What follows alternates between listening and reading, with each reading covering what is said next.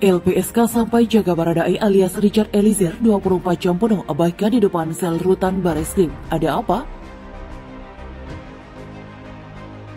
Kita mendapatkan kuasa dari saudara Baradae Eliezer. Kami langsung melakukan koordinasi.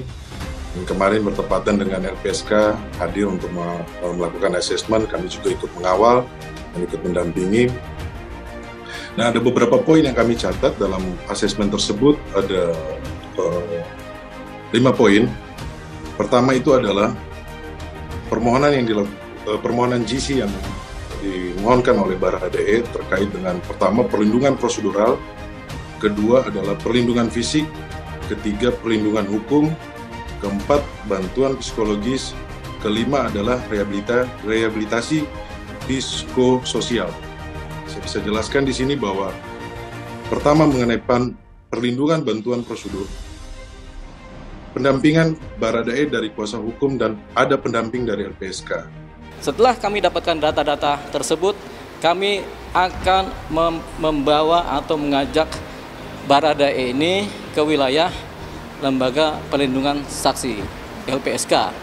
Jadi karena penting sekali karena ini merupakan saksi kunci. Dan mungkin juga Baradae siap menjadi justice kolaborator. Kalau ada jungto turut serta berarti ada pelaku lain. Tentunya ada pelaku lain yang nanti akan bakal terungkap. Tentunya ada.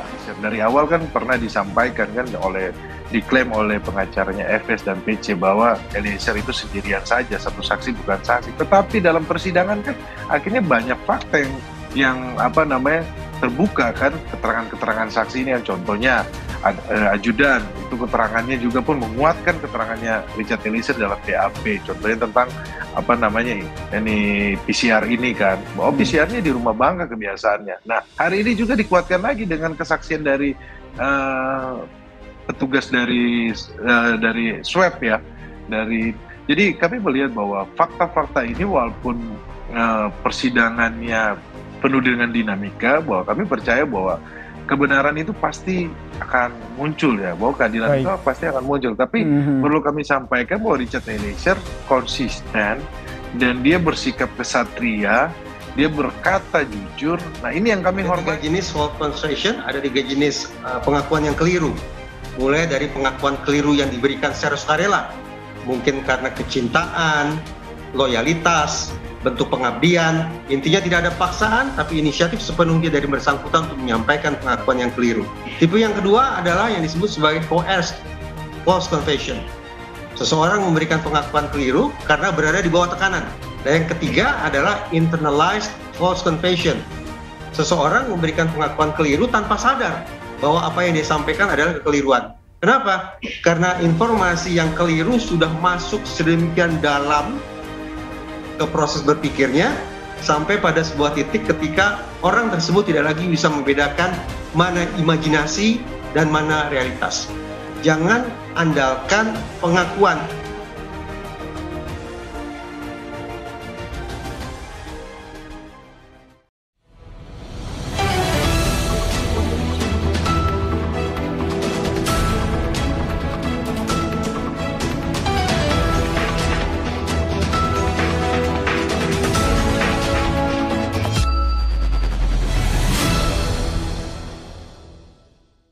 LPSK sampai jaga Baradae alias Richard Eliezer 24 jam penuh abaikan di depan sel rutan Bareskrim. Ada apa? Ayo Jakarta.com. Lembaga Perlindungan Saksi dan Korban atau LPSK memberikan perlindungan kepada Richard Eliezer alias Bayangkara II atau Baradae selama 24 jam dalam sehari. Baradae adalah terdakwa dalam perkara pembunuhan berencana terhadap Nofriansah Yosua Huta Barat alias Brigadir J. Namun Richard juga bertindak sebagai justice kolaborator atau JC dalam kasus tersebut. Status Richard Eliezer sebagai justice kolaborator sempat memunculkan tuduhan bahwa dia ingin berlindung dengan status JC tersebut, namun hal itu dibantah pengacara Baradae Roni Talapesi. Menurut Roni Talapesi, status justice kolaborator itu adalah pemberian dari negara. Tidak mudah terdakwa satu kasus mendapatkan status JC karena persyaratannya ketat. Mereka LPSK melakukan asesmen. Mereka membawa psikolog, asesmennya panjang, ada 3 kali saya ikut mendampingi. Sehingga mereka yakin, yakni Richard Eliezer yang berkata jujur, kata Roni Talapesi. Menurut Roni Talapesi, status justice kolaborator itu adalah pemberian dari negara. Tidak mudah terdakwa kasus mendapatkan status JC karena persyaratannya ketat. Mereka LPSK melakukan asesmen, mereka membawa psikolog, asesmennya panjang, ada 3 kali saya ikut mendampingi. Sehingga mereka yakin, yakni Richard Eliezer berkata jujur, kata Roni Talapesi. Pengacara Baradae tersebut berbicara dalam berbincang-bincang Back to BDM yang dipandu oleh wartawan Budiman Tanurejo di Kompas TV pada 12 November 2022. Roni menjelaskan Richard pasti menghadapi guncangan mental yang berat sekali karena harus menembak teman sendiri. Butuh waktu panjang, kata pengacaranya, untuk pemulihan mental itu. Awal saya dampingi, matanya Richard kosong saking traumanya. Umur 24 tahun, baru jadi polisi 2 tahun setengah. Jalan ke 3 tahun kemudian disuruh eksekusi teman sendiri. Situasinya sulit sekali. Traumanya ada, makanya kita dampingi. LPSK ikut mendampingi. Menurut keterangan Roni Talapesi, Richard Eliezer kini ditahan di Rumah Tahanan Negara, Rutan Badan Reserse Kriminal Bareskrim Polri dengan didampingi oleh LPSK. 24 jam didampingi karena kita melihat bahwa Richard Eliezer harus dijaga keselamatannya. Kemudian, makanannya dari LPSK, ujar Roni Talapesi. Bahkan pendamping terhadap Baradae, kata Roni Talapesi, berjalan juga di Rutan Bareskrim Polri. Ada petugas LPSK di depan sel. Richard benar-benar steril, dipasang CCTV juga. Melawan Jenderal Bintang 2 dalam wawancara itu, Roni juga bercerita tentang penyebab kenapa Baradae kini berani melawan atasannya, mantan Jenderal Bintang 2, Kadipropam Ferdi Sambo atau FS dalam pengakuannya di persidangan. Waktu masih skenario awal, Richard masih dijaga sama Ferdi Sambo. Kemudian waktu menghadap Kapolri, Richard masuk ke dalam, ketemu Kapolri.